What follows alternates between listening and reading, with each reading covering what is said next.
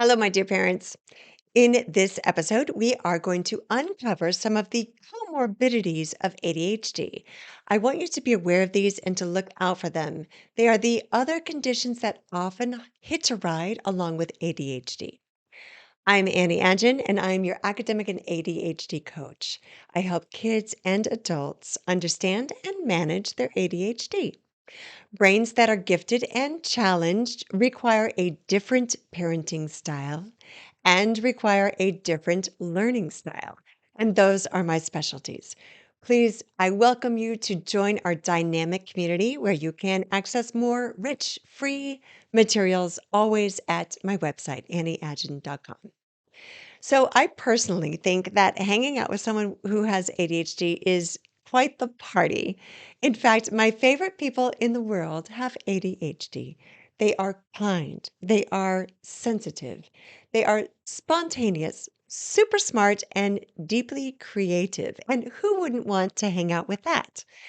Unfortunately, if ADHD goes unmanaged or untreated, there are also unwanted guests that also get invited to the party, and I call them the usual suspects. The usual suspects are psychosocial and behavioral conditions that gravitate toward and hang out with ADHD.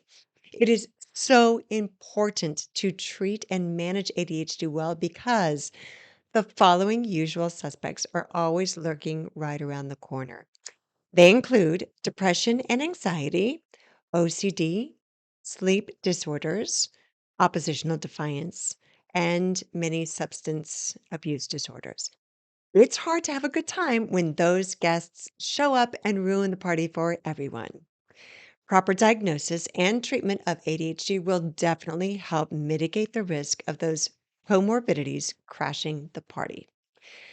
If you even suspect that you or your child may have ADHD, don't be shy about talking to your doctor.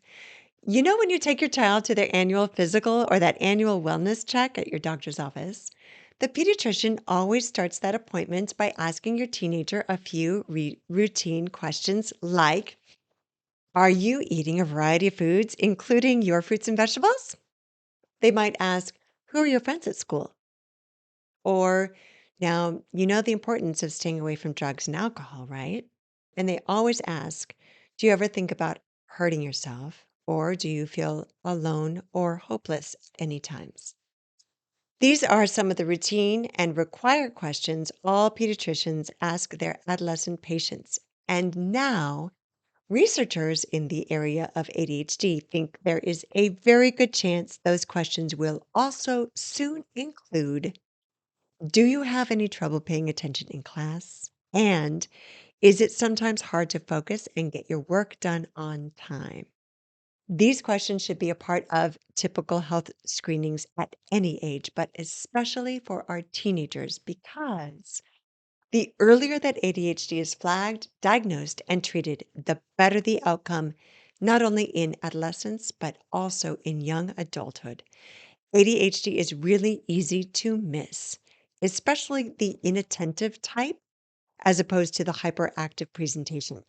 And a lot of kids with clinical levels of ADHD fool us because they compensate with their gifted intelligence.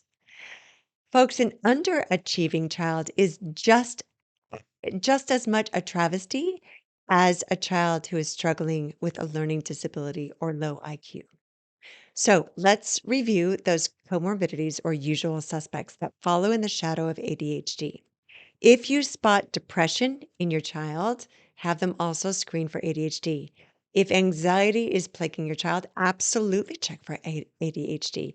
If there are mood or sleep disorders, those too can be telltale signs. And as you see, ADHD is more easily treated than it is diagnosed. But you don't have to be a doctor. You just need to be informed. And now you are because you came and you spent the last few minutes here learning with me. And so I commend you and I wish you all A's in your every endeavor. Adios.